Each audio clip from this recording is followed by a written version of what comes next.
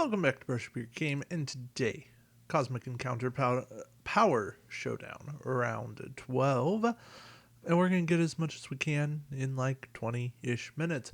Alright, Doppelganger versus Mirage. Doppelganger, the power to basically not have encounter cards in your hand and get somebody's highest encounter card and then a bonus encounter card, and make your choices from there.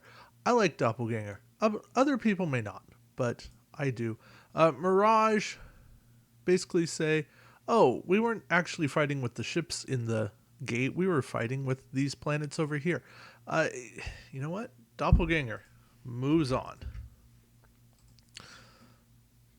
And then Warhawk is the power to never actually negotiate.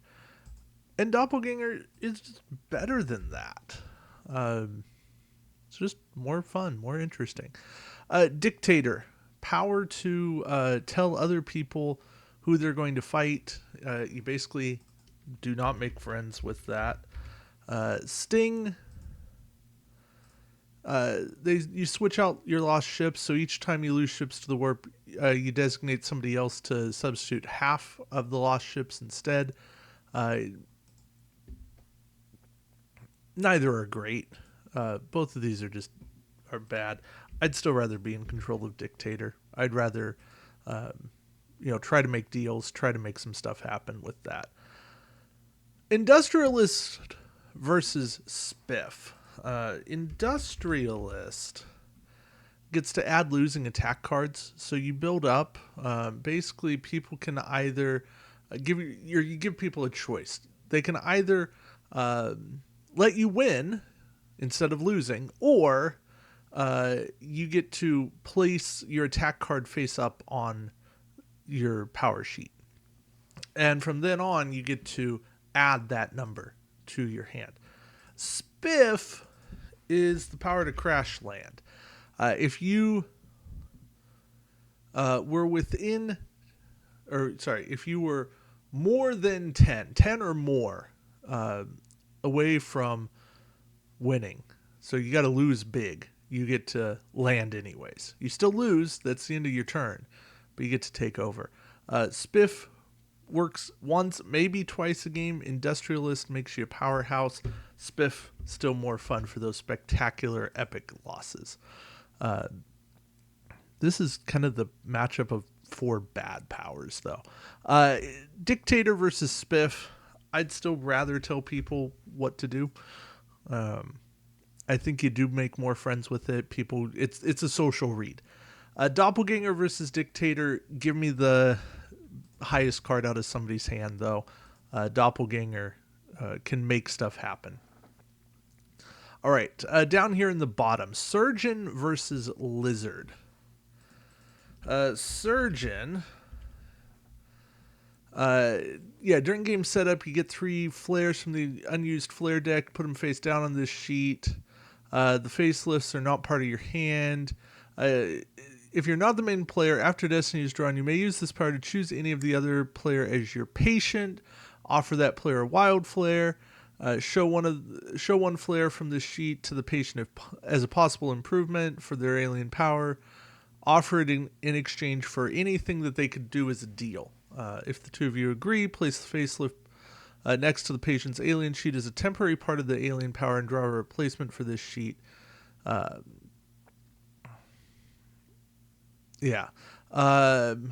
patient may use their improved alien power to activate one of its facelifts whenever appropriate. Even if you have lost this power, the facelift does not count as playing a flare, but it's an extension of that alien's power. After a facelift is used or zapped, it's removed from the game. So it's kind of this temporary bonus. It's okay. It can be really good. Whereas Lizard gets 20 extra ships. And then after you win an encounter using your normal ships, you use this power to morph those winning normal ships, remove them from the game, replace them with an equal number of ships from your sheet. Your morphed ships count as ships of your color, except each one adds an extra 2 to your side. And if you have no normal ships in the game, you win. Lizard The lizard is a fun bonus challenge, and it's this cool alt win condition that even if you don't meet it, it still helps you along the way. Many alt win aliens struggle with that. Now arcade. So let's bring up arcade here. Arcade. Right. From Storm, you have the power to pawn, PWN, this leet speak. As a main player or ally, after both main players reveal attack cards and you win by 10 or more, so kind of the opposite of Spiff, you get to take a ship from the opposing main player. When you take a ship, the opposing main player gives you a ship of their choice. If there are 3 ships of the same color or 5 total on this sheet, you immediately win the game. It's a nice alt win, but it's an annoying alt win. And it's tough to pull off. I would still rather play Lizard than Arcade. Because it's going to help me along the way. General versus the Void alternate timeline. So General, after alliances are formed, you immediately draw 1 card per player allied with you, and then your allies each draw a card. This is a nice benefit. Definitely helps. It gives players just that little added incentive to ally with you. Now, Void, alternate timeline here. As a winning main player or ally, all ships that would be sent to the warp are captured, placed on this sheet instead. You may send a player's ships from this sheet to the warp as part of a deal. That's a nice bonus for the Void. If this sheet is turned face down, all ships on it remain. If it's removed from the game, send all ships on it to the warp. I like the changes to Void. I think that's a big difference. Void is creating a mess for people to deal with. They have to be careful with their ships. They don't want to send a lot of ships up against you for fear of losing, but if they don't send enough, they're not going to even have a chance of winning. So Void alternate timeline is going to move forward here. Mimic versus Skeptic. Mimic copies the opponent's hand size. Plain and simple. You get to have as many cards in your hand as your opponent does, whether that's 2 cards or 27 cards, which can be nice. Skeptic doubles the risk of an encounter. So as a main player, before cards are selected, you may use this power to tell the opposing player, I doubt that you will win. If the opposing player agrees with you, it is the offense. That player ends their turn. All ships in the gate go home. If they agree and they're the defense, then all offensive ships land. As if they've won, defensive ships stay there. Allies go home. If they disagree, i.e. they double doubt, then the number of ships normally lost are doubled. So Skeptic has these kind of outs that I honestly think makes the game more fun. Mimic is simple, elegant, but Skeptic does make things more fun. I'm going to move Skeptic forward. I like the changes to Void, but I think Skeptic sticks with that fun, intriguing idea. And with that, I think Lizard is still a better alt-win power than most others, and Lizard is more fun to play than Skeptic. Now, knowing when to doubt and when not to, it's a good skill, but we're going to stick with Lizard moving forward. So there's one bracket, and we got time for another one here. So Angler versus Zombie. Zombie, straightforward. Your ships don't die.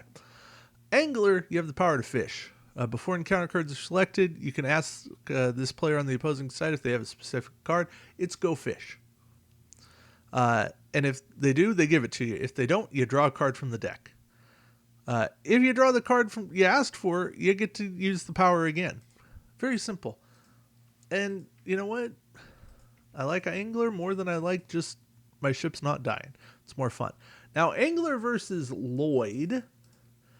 I'm almost certain I got to go here to Odyssey and find everything. Find Lloyd. Yep. All right. So Lloyd here. Anytime you may use this power to offer to insure. So Lloyd's an insurance salesman. Any or all of the following assets of another player until the end of the encounter: alien powers, ships, specifically named cards. Insured cards must be named explicitly. For example, the Attack 30, Cosmic Zap. Insured alien powers cannot be lost or canceled. Insured ships are returned to colonies. Instead of being lost or captured, insured cards cannot be forcibly discarded, taken, or collected as compensation. An insured card cannot be played more than once in the encounter. At any time, you may spend a token to gain a reward. Yeah, Lloyd's an interesting concept. I like this concept of insurance.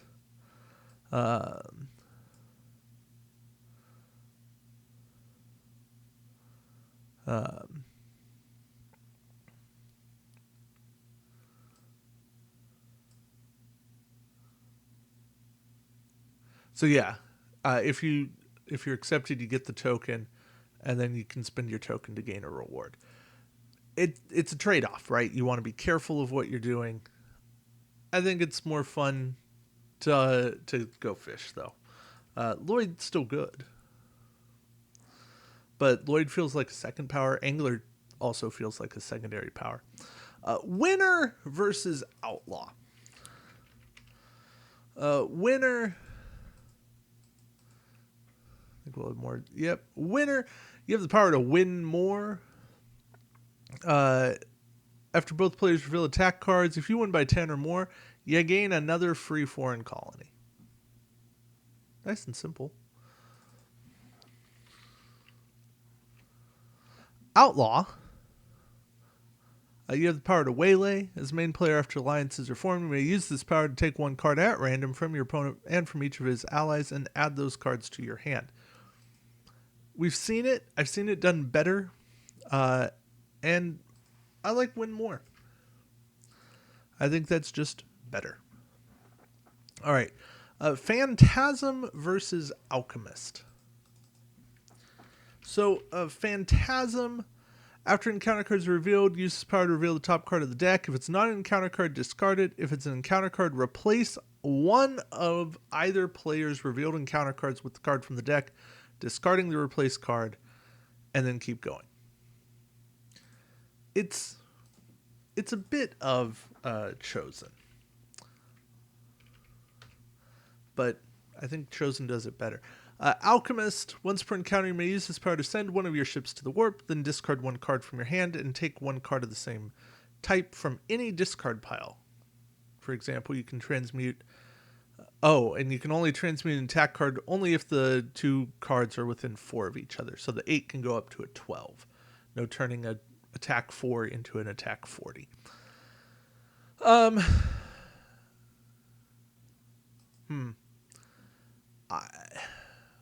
I like the chance to replace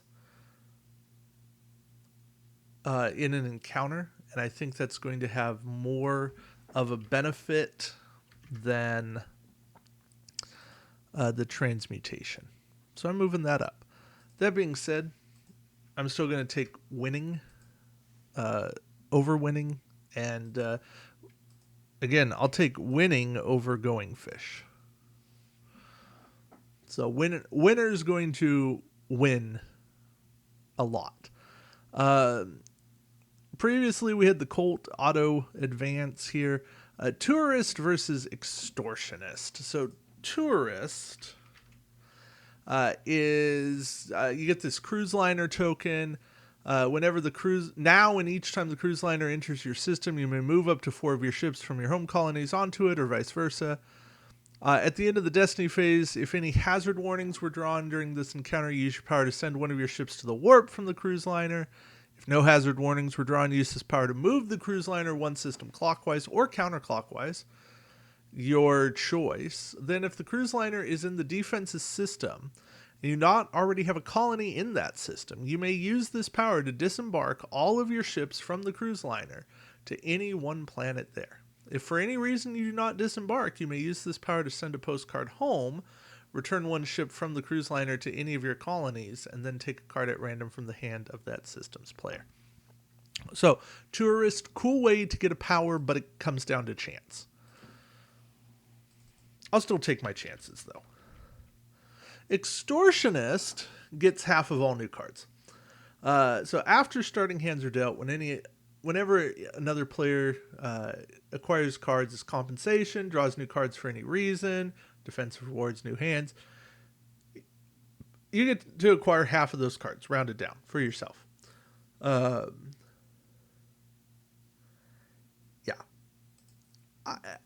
I would still rather have Tourist. Extortionist is a better power for me, and is probably a better power for most anyone, but I'm just not gonna go there. Extortionist makes the game unfun. All right, so then we have the Cult versus Tourist. So,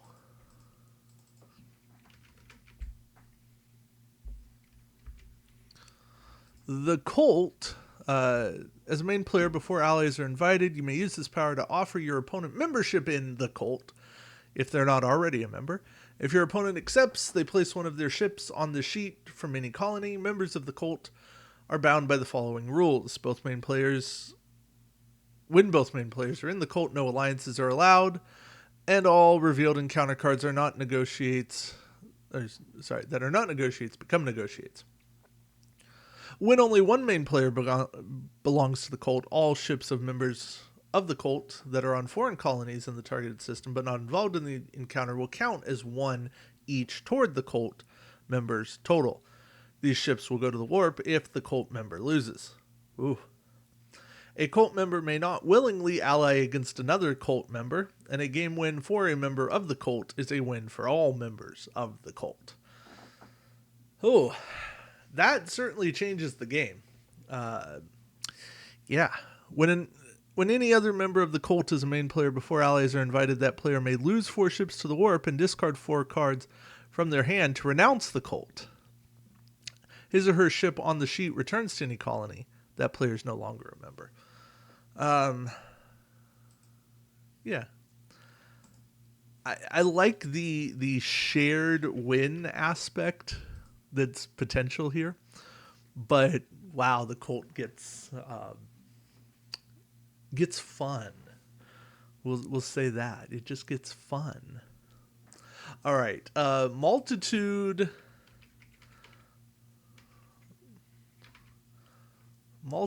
versus bully.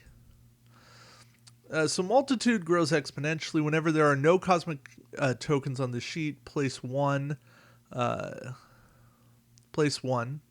on the exponential growth factor. Whenever your color or any special destiny card is drawn from the destiny deck, use this power to double your exponential growth factor, moving from 1 to 2, 2 to 4, 4 to 8, etc. Whenever a wild destiny card is drawn from the destiny deck, use this power to reset back to 1. And as a main player or ally, the value of each of your ships participating in the encounter is multiplied by your exponential growth factor when counting toward your side. I like it. I like multitude. This does the fun kind of math and alters encounters in a good way that's not crazy and has reigns. Keeps the game from getting like way blown out of proportion, but can still get to some crazy high numbers. Bully, as a main player after winning, in which both players revealed attack cards, you can use this power to choose which ships your opponent must lose. You take them from anywhere. Bully just makes the game mean, and that's fine. But I'm not I'm not going to play that game. Scavenger versus Gambler. Gambler lies about their cards. Which, I mean, fine. Or can. They bluff. They potentially bluff about their cards. And you can choose to believe them or not. And there's risks and rewards. Well, not really rewards. Potential penalties. Scavenger, whenever you lose a colony, you can use this power to search the discard pile, take a card of your choice, add it to your hand. Whenever you would place one or more cards in the discard pile, you must instead place those cards face up on this sheet. Cards on this sheet are not part of your hand. These cards are added to the discard pile whenever it's reshuffled to form a new deck. That way, you can't get back the same cards you already lost. I like it. It's not just home colonies, so you can potentially have a foreign colony, lose it, get a card. It's not going to happen that many times. I do think it's better than Gambler. I mean, I like bluffing about cards. It's not my thing, though. So I'm going to take Scavenger. And I'm going to take Multitude. I think Multitude just has more here to go on. And that being said, I think the Colt is more fun than Multitude. So the Colt winner, they've moved on. All right, hey, that was 2 brackets in one video. So there we go. We will keep rolling and try to get through all these initial rounds fairly quickly. All right, thank you for watching. Until next time, keep brushing up your game. Take care.